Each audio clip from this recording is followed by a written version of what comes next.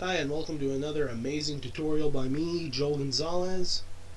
So today we'll be talking about the brush tool. So let's select that tool right here, the little brush, and up here the property panel shows. So size, that's pretty self-explanatory. How big your brush is, that's 104. This is 14 pixels. So just a slider for your hardness, and then that the hardness is how the edge of the brush looks like. So with 100% it's a pretty rigid, just a straight, straight up line. Let's say down low and it's not the right brush to show you that. Let's see, just a little bigger. See how it's kind of fuzzy around the edges? That's what the hardness does. It makes it less rigid, so you can use that for like blending and stuff. It's nice. Let me just turn that back up. And then here we got the opacity, which is kind of how see-through what the stroke is. So like right here, that's 100%. That's just black. 100%. Let's say 42, and it's kind of this. It's actually not gray. It's just black with low opacity, so it's more see-through. So let's switch over to this to give you a better picture of that. Here's Dale Gribble on the low opacity. See, it just makes it kind of darker. It's and you can go over it and make it darker. But right now, no. And then this is the same with the high opacity, just regular black brush. So that's just so you can get it. And then over here we got the flow, which is how much pigment comes out of your brush. So 100% is kind of like a brush just full of paint, and then 25, it's also the flow, because a brush stroke is just several of these little circles just in succession, so when you turn down the flow they become way more visible, and then at 100 or whatever they stop showing. So that's your flow for you. These two settings right here are tools that just enable. Right here, this enables airbrush style build-up effect, but I don't have the settings on right for that, so don't worry about it. And this is just for a button so that pressure on your pen controls the size. So you got, right here I'm going very lightly, it's barely even brushing, and then I'm pressing dark and it's making hard. So that's a nice thing if you want to have that switched on Photoshop. Another thing, the big thing with brushes is all these little settings. So right here, brush tip shape is what was covered in this window. Just size, hardness, spacing is how many of these little circles make it up. So I keep it to really low normally. Shape dynamics, size jitter is just when you have it enabled pen pressure like you should for your tablet, it just, the size is directly controlled by how much pressure or whatever you put on the pen. So I keep that on, but it's up to you guys, whatever you do. Minimum diameter, angle jitter, roundness jitter, that's all other stuff. Focus on size jitter for right now, your purposes. It looks very confusing, but it's just size, angle, and roundness that this thing has to do with shape dynamics. I don't do a lot in scattering, so that's not my thing, but if you're into more detailed stuff, texture here, this whole thing is pretty important. I'll have some text for that at the bottom, but also you can look it up on the Adobe site. Dual brush, color dynamics, transfer. So you can just anything you need for any effect, you can pretty much manipulate Photoshop into helping you do this. So let's see, dual brush, texture, scattering, shape dynamics. So you got all this stuff here. Cool. So just the size jitter I use a lot, and then other dynamics. They switched it in this version, so it would be transfer.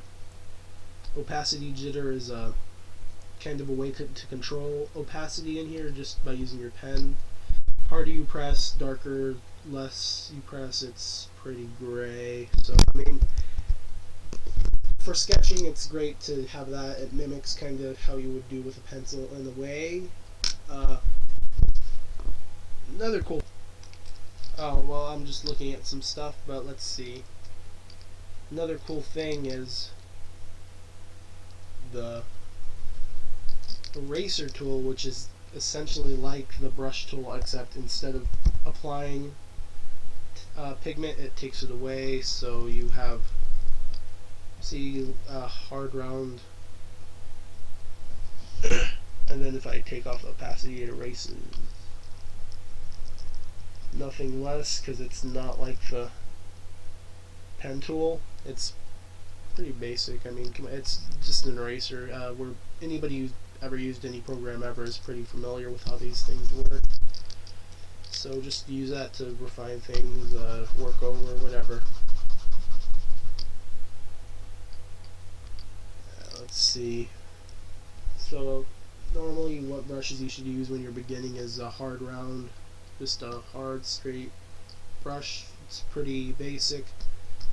And a round soft, so a soft round as they would call it. So it's just that, but softer because the hardness is down, and there's other settings too, but that's really it. Eraser tool, that thing. One thing I like about Photoshop is you can just rework everything, so don't worry about messing up. You'll totally get the hang of whatever you're trying to do. If you're trying to do faces, landscapes, whatever, or logo design, that's more Illustrator, but Photoshop is pretty versatile. So another cool thing in Photoshop is that you can make your own brushes. They don't just come preloaded. You can get them from other artists' sites, whatever. But if you feel like making your own, it's relatively simple, and you can make them off of any photo or anything. So let me just show you how to do that. Normally people would make them out of, they'll photograph gravel or something that really looks like good, maybe like a good texture, gravel, acid on concrete, something like that, that's made it look like it'd be a good texture for painting. So normally what they do, image, adjustments, black and white, then you I'm not going to fiddle around a lot with it, but you can just make it look however you want. Levels, hue, saturation, curve, it's all going to be black and white, so just you make those darks darker, lights lighter. White, any Photoshop will transfer, like, will make all these white areas transparent, so just you fumble around with that, but right here you edit, and you would, hold on, have to look, you have to select the layer. I'm so sorry about that, you guys. Edit, define brush presets, and then that would just be a brush. I made a brush out of my face. Now it doesn't look like my face because I didn't really edit with it or do anything. It's not a pattern, it's a brush. It's getting my face texture, but you can kind of get where this is going.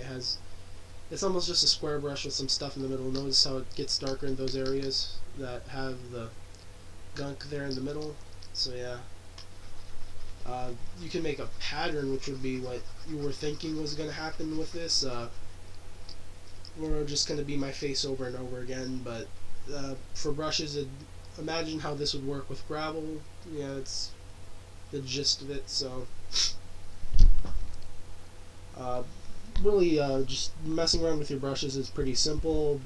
You want to take a picture of your mop, how you would think I would paint, just edit it and take some time to really adjust it, and you'll have a really amazing brush of your own that you can call yours. You can mess with all the settings up here, texture, its brightness, contrast, everything, depth, how far the texture goes into the canvas. So at depth jitter, you can control that by setting it to what?